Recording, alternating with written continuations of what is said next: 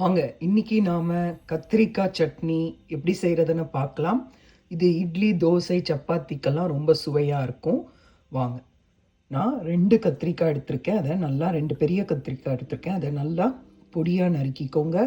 2 வரமிளகா, 1 சாதா வரமிளகா, 1 கலருக்காக காஷ்மீர் சில்லி, 2 பச்சை மிளகா, 2 வெங்காயம், 2 தக்காளி, சிறிது அளவு புளி.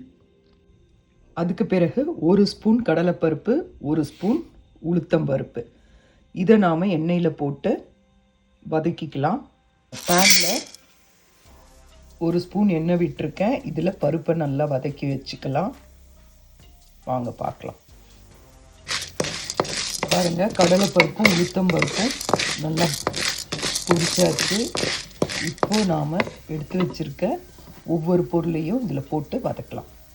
பாருங்கள், வெங்காயம், மிளகாய் போட்டாச்சு. இது கொஞ்சம் வதங்கினதும் தக்காளி சேர்த்துக்கலாம்.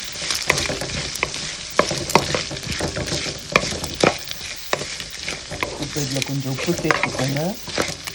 இந்த மாதிரி நான் வச்சுருக்க ஒவ்வொரு பொருளையும் போட்டு நல்லா வதக்கிட்டு உங்களுக்கு நான் காட்டுறேன். பாருங்கள், தக்காளி போட்டாச்சு.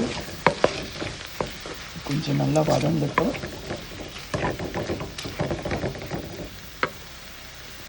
இப்போ பாருங்கள், கத்திரிக்காய், புளி எல்லாத்தையும் போட்டுடலாம். எல்லாத்தையும் நாம் நல்லா வதக்கிடலாம். நல்லா வதங்கட்டும். உங்களுக்கு நல்லா வதங்கின பிறகு உங்களுக்கு நான் காட்டுறேன். பாருங்கள், நல்லா வதக்கியாச்சு. இது ஆறின பிறகு நாம் அரைச்சிக்கலாம்.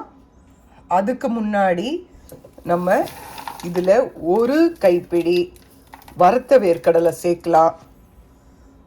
உங்ககிட்ட வறுத்த வேர்க்கடலை இல்லைன்னா பச்சை வேர்க்கடலை கூட கடலைப்பருப்பு வறுக்கும் போது அதில் போட்டு வறுத்துக்கோங்க. இப்போ இதை நாம் அரைச்சி கொண்டு வந்துடலாம். அரைச்சி கொண்டு வந்தாச்சுங்க. இது கத்திரிக்காய் சட்னியும் சொல்லலாம், இல்லை கத்திரிக்காய் துவையலும் சொல்லலாம். இதுக்கு நாம் ஒரு தாளிப்பு சேர்த்துடலாம். எப்பவும் போல் சட்னி தாளிக்கிற மாதிரி கடுகு, உளுத்தம்பருப்பு, பெருங்காயம், கொஞ்சம் கறிவேப்பிலை போட்டு தாளிச்சிடுங்க. பாருங்கள், தாளிப்பு சேர்த்தாச்சு.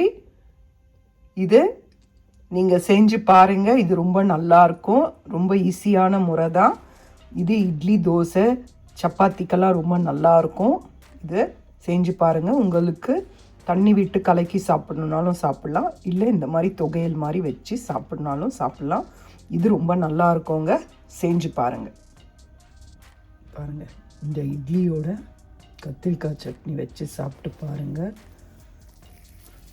ரொம்ப சுவையாக இருக்கும். கத்திரிக்காய் தொகையல் கூட சொல்லலாம், புதினா தொகையல் மாதிரி இதை வச்சு சாப்பிட்டு பாருங்கள். ரொம்ப அருமையாக இருக்கும்.